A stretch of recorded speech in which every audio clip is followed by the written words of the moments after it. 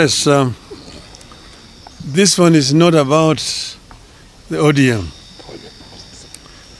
This is about the doctor strike. We have reviewed the fact that members of the 7,000 strong Kenya Medical Practitioners, Pharmacists and Dentists Union have been on strike since March 13th to demand better pay, and the strike has disrupted healthcare in the country's 57 public hospitals. We are of the view that the situation is moving from bad to worse, and soon we will have a full-blown crisis in which all health workers will down their tools. Already, clinical officers have joined. I therefore have a personal appeal to both the government and the doctors. After very wide consultations, I am convinced that the doctors and all other health workers currently on strike will be able to craft a return-to-work formula and resume duty if the government were to meet their demands halfway while negotiations continue. We therefore appeal to the government to address itself to the following three broad areas as a way of progress towards ending this strike. 1. Pay for medical interns. For the last 7 years, interns have been earning 206,000 shillings per month. These are actually the doctors running level 4 and many other public hospitals. There is no way an employer can reduce the salaries of employees midstream. That distorts everything in the life of the employee. I therefore ask the government to reinstate the 206,000 shilling pay for interns until the next CBA negotiation, which is around the corner, kicks in. During that next round of negotiations, both parties will put their cases on the table for consideration. 2. Fees and salaries for doctors pursuing further studies. Counties are supposed to pay salaries of doctors who are enrolled for further studies like master's degree, while the Ministry of Health is supposed to pay fees. My understanding is that while counties have kept their side of the arrangement, the Ministry of Health has failed to do so since 2018.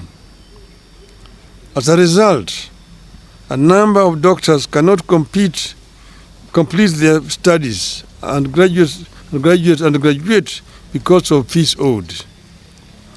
And as they retake courses, counties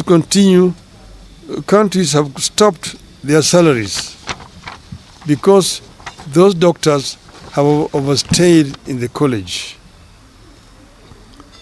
I urge the Ministry of Health to immediately engage the doctors and their learning institutions with a view to clearing the fee balances and enable the doctors to complete their studies. The ministry must also engage counties to resolve the issue of pay for doctors who have overstayed in the college through mistakes not of their own making. The ministry should also work out a plan for paying stipends to doctors who forego county salaries and ministry fees and privately fund their higher education while offering services in public hospitals. Such hustles should be supported.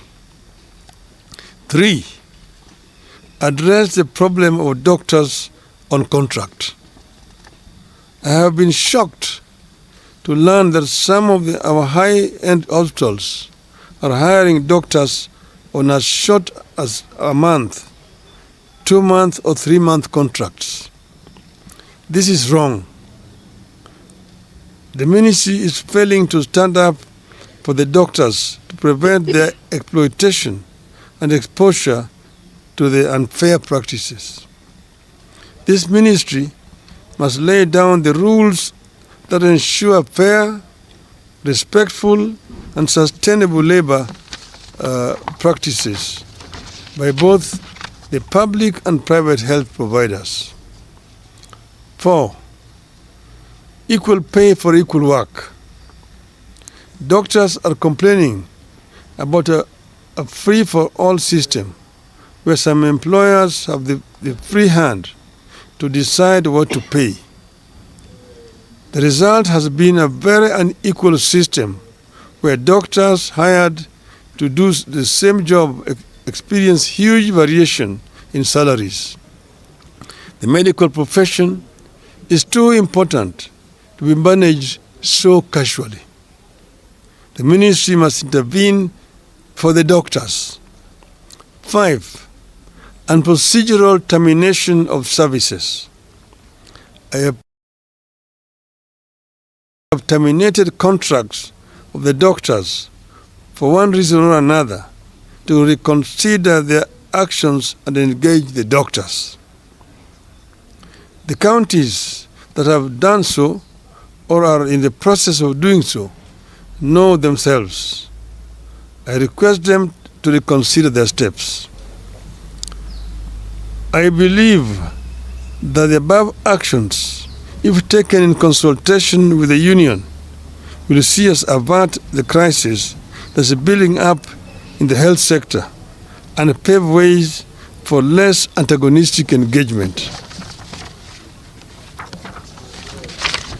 This is a crisis that has serious ramifications.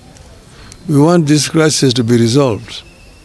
We have not spoken before, but we want the government to take notice that we cannot remain silent for a longer time when this is persisting. We ask them to act now. And if they don't, of course they know that the consequences will be very grave indeed. Thank you very much. Thank you. There are no questions?